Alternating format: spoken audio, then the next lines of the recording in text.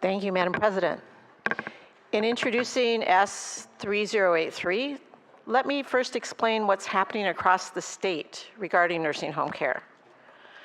Disturbing stories of abuse and neglect are published regularly. In Kyoto, a care facility failed to prevent and properly assess a resident after their fall, despite visible bleeding from their head. They would be transferred to a hospital 15 days later, suffering from a stroke and a brain bleed.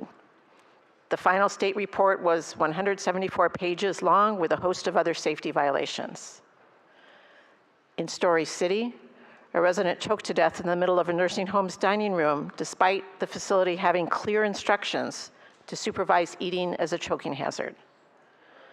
In Wellman, a nursing home simply put a resident back to bed after a major fall without providing any medical assistance or assessment. She died that night in her bed from a brain bleed. These are not just awful individual stories. They're part of an incredibly problematic data set. According to a federal database, Iowa is one of the worst performing states for nursing home violations, with triple the violations of what would be expected for our state's population. In 2024, there were 98 different cases in which nursing homes were responsible for putting a resident's life or health in immediate jeopardy.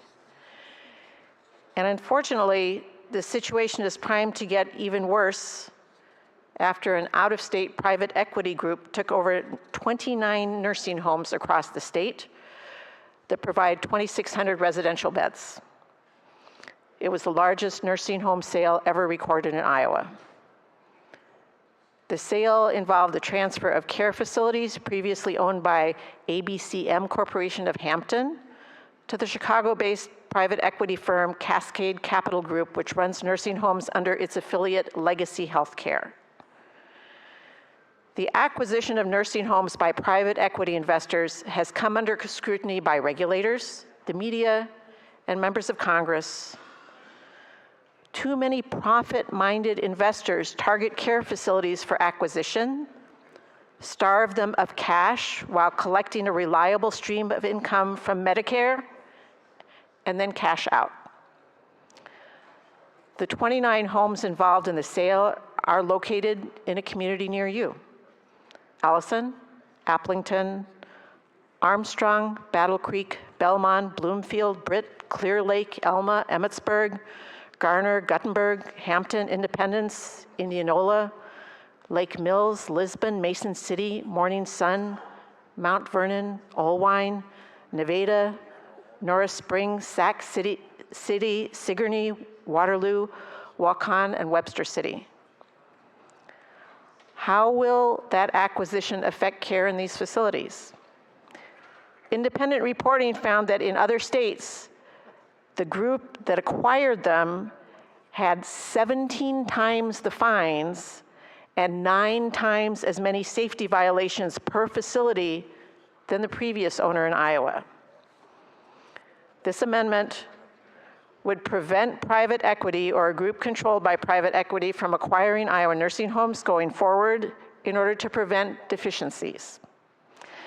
Because these private equity groups, by definition, exist to grow their bottom lines, not to provide quality care for residents, and they have the track record to prove it.